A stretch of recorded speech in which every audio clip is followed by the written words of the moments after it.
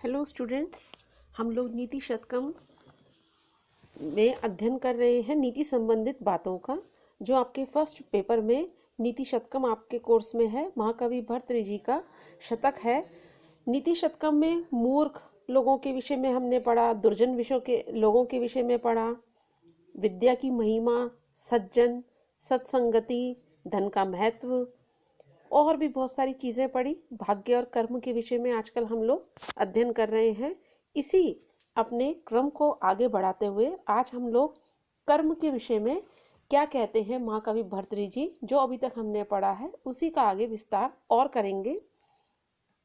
ये जो 96 श्लोक है मेरी बुक में, उसमें महाकवि भर्तृहरि जी कर्म को नमस्कार करते हैं। वो कहते हैं सभी चीज़ें कर्म के अधीन हैं। कोई भी व्यक्ति, संसार, प्रकृति की कोई भी चीज कर्म से अछूती नहीं है। ब्रह्मा येन कुलाल वत्री यमितो ब्रह्मांड भांडोदरे विष्णु येन दशावतार गहने क्षिप्तो महासंकटे रुद्रो येन कपाल पाणिपुटके भिक्षाटनम कारितः सूर्य भ्राम्यति नित्यम एव गगने तस्मै नमः कर्मणे।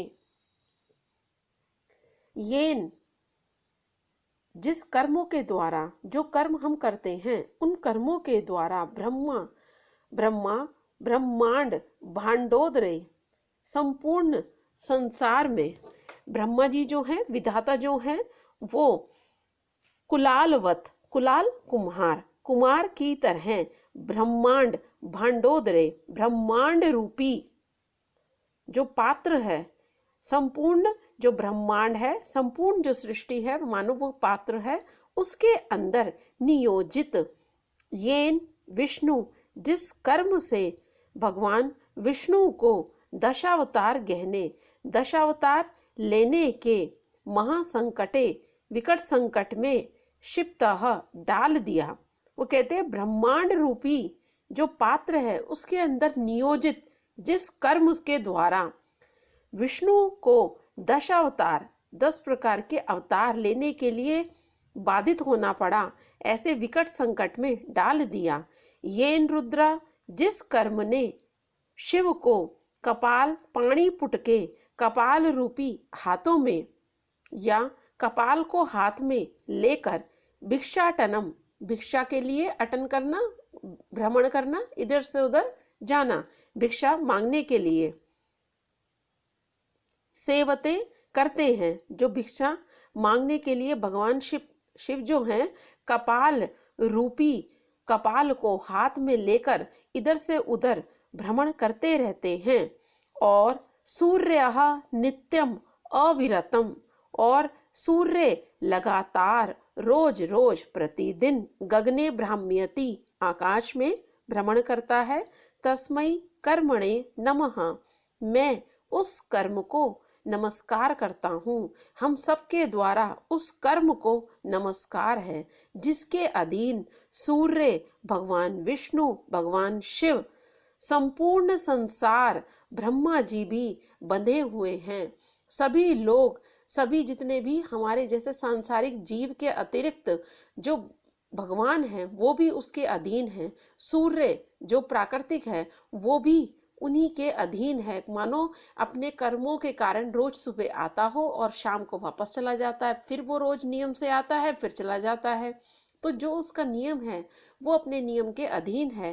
कहने का अभिप्राय है भारतीय संस्कृति में कर्मों की प्रधानता रही है हमेशा से। भारतीय संस्कृति कर्म प्रधान संस्कृति है। जैसे हम कर्म करते हैं उसी के अनुसार हमको उसका फल भोगना पड़ता है।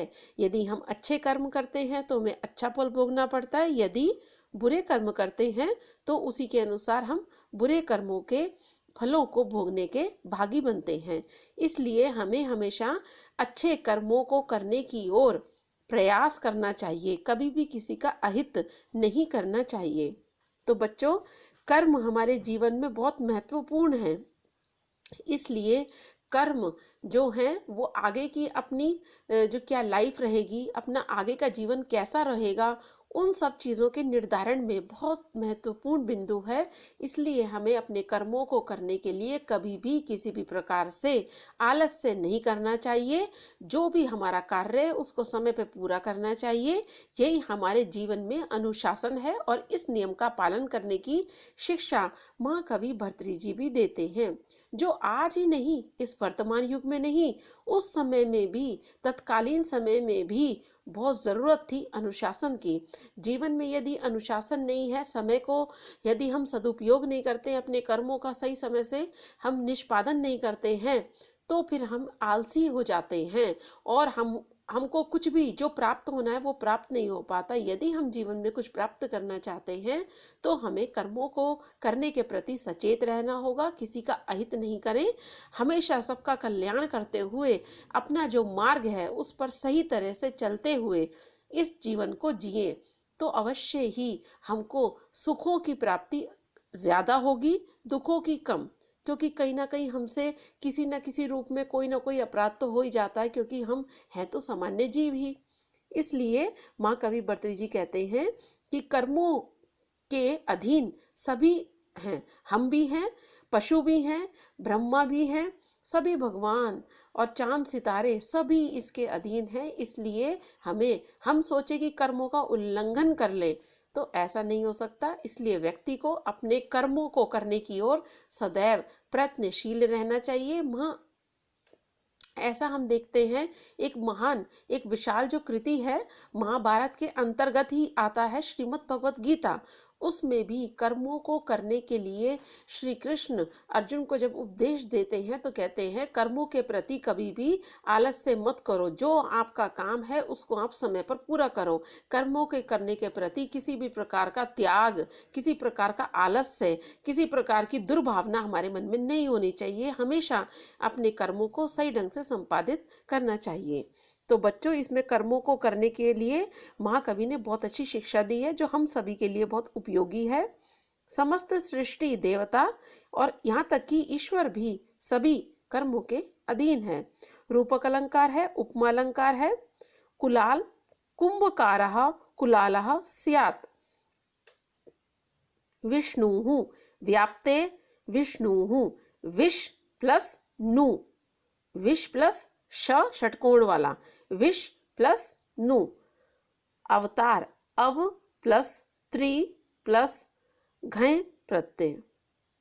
नियमितः नी प्लस यम प्लस णिच और क्त प्रत्यय।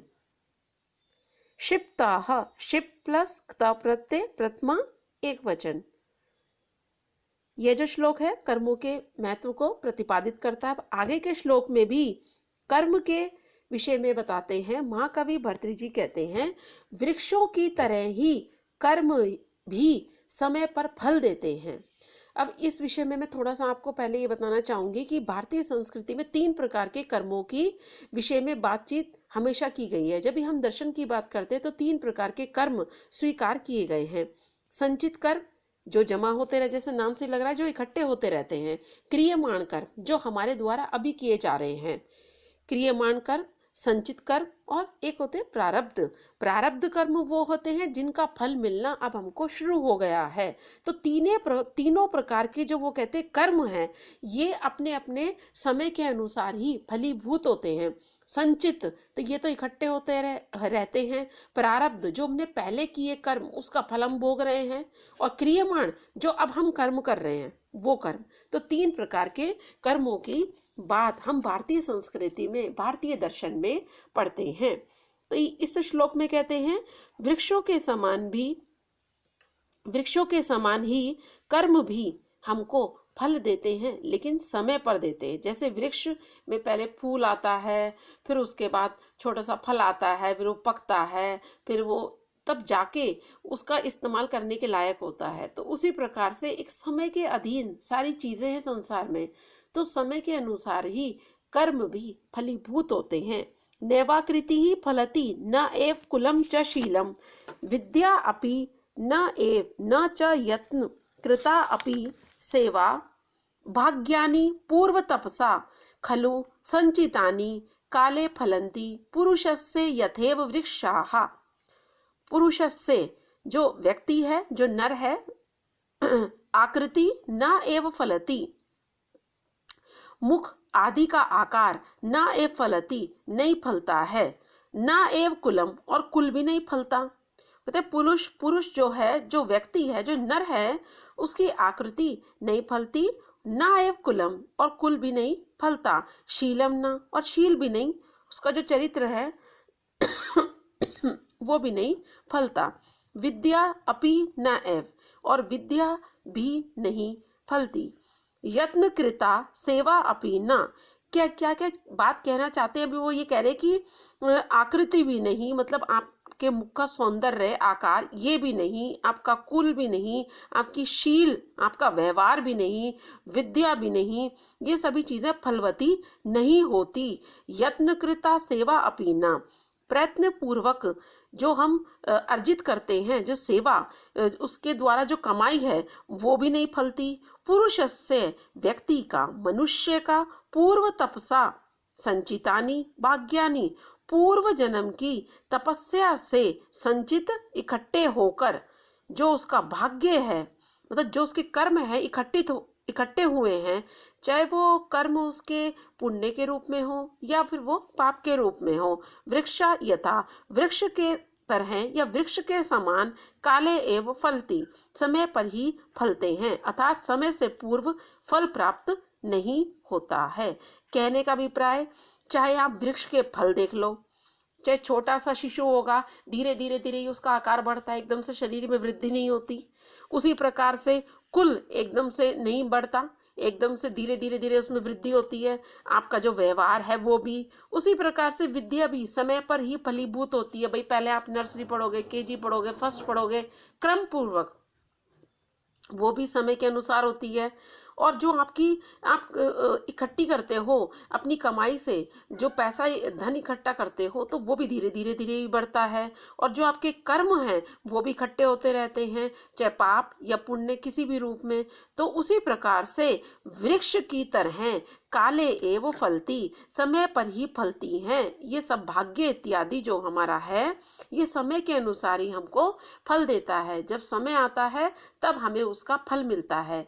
इसलिए हम अच्छे कर्मों को करने की ओर ज्यादा जोर दें, बजाय कि हम बुरे कर्मों में लिप्त हों। हमें ये तो हमको पता है, और हम संस्कृत के स्टूडेंट हैं, तो ये तो हमको पता है कि क्या चीज हमको करनी चाहिए, क्या तो करणीय है और क्या त्याग करने के योग्य है। तो जो चीज त्याग करने की योग्य है उसका हम त्याग करते चले बच्चों, और जो चीज ग्रहण करने की योग्य है उसको ग्रहण करें। एक आदर्श व्यक्तित्व का निर्माण करें जो हमारा भी कल्याण करे, हमारे देश का भी, हमारे परिवार का, हमारे समाज का, सभी का कल्याण करें।